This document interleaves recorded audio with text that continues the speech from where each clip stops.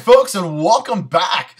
This is the AFC East preview, and I know it's been some time since we've talked last, actually back in the summer, early part of the summer, when we were going through the NHL and NBA Finals for my picks on Tuesday, Wednesday, Thursday. Remember that? We're going to be coming back to the Lock Around the Clock this fall. There's going to be some changes and some new things coming up, so stay tuned. I'll keep you informed as we get closer. But let's preview our AFC first. We're going to go through the AFC, starting with the AFC East, and we're going to do a series of videos, so you only have a couple minutes to chew on at a time. Let's start off with the AFC East. Why don't we start at the bottom and work our way up? And I think that'll be easy enough to do, although it could be a toss-up for the bottom floor. But the clear-cut bottom favorite right now would be the Miami Dolphins. Not a lot to talk about there. Reggie Bush, obviously, is going to be utilized, possibly the most experienced offensive player on the team. Danny Thomas, not really there yet, but I do look for him to kind of emerge as the between the tackles and goal line sort of guy. What can we say about the Miami Dolphins? Ryan Tannehill will be the starter for this team with the exit of Brandon Marshall. Devon Best will be our main receiver. Legadou Nene comes in from San Diego. Nothing really much to report here. The only thing, as a matter of fact, we could report on here that's anything of interest is maybe Mrs. Tannehill. So going forward, let's look at this bottom feeder being the, yes, Dolphins. Not much to talk about there.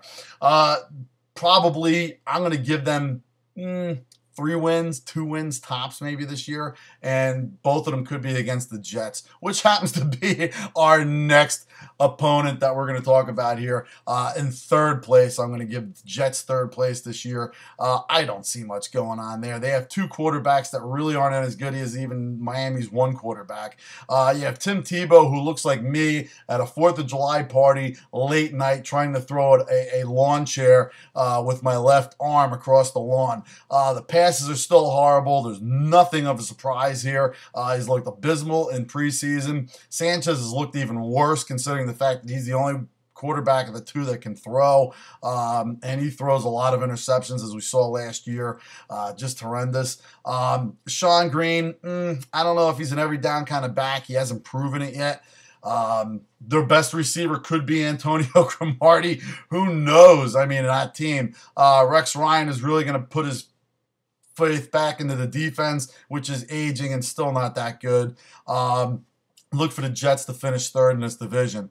Now, the team I always like, and I always kind of put them as a dark horse, and they always start off very well, and then they have that slump. Yes, the Buffalo Bills. But the Buffalo Bills this year have done some great things on defense with rookies that they've drafted this year, with Darius. Yes, Super Mario Williams as an addition to the defensive line. I really like that addition. I think they had a pretty stout defense last year. I think it's going to be a lot better this year. I do look for their offense to come alive this year with Fitzpatrick, Stevie Johnson. Spiller could be a surprise running back, but you're still going to be relying on Fred Jackson after his broken leg last year. The guy's 31.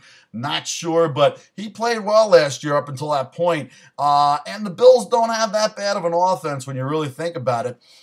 Plus, I mean, when you're comparing them to the Jets and to Miami, they're going to look like superstars.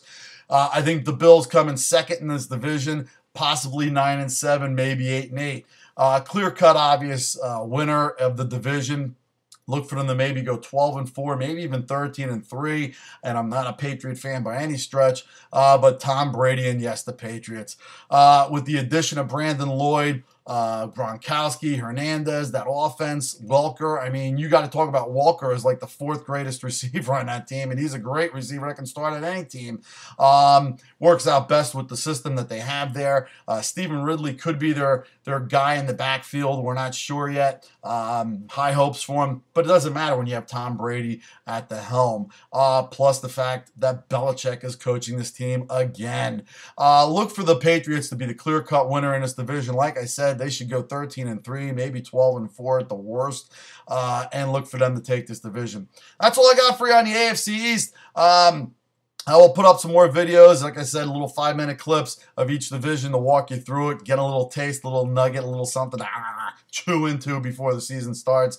Also, don't forget the Lock Around the Clock will return the week before Labor Day, because there's going to be games right after Labor Day. And last year, as you know, we started off the season undefeated going into week 5 or week 6. I forget what it was, but we didn't lose a game for quite some time, all through September.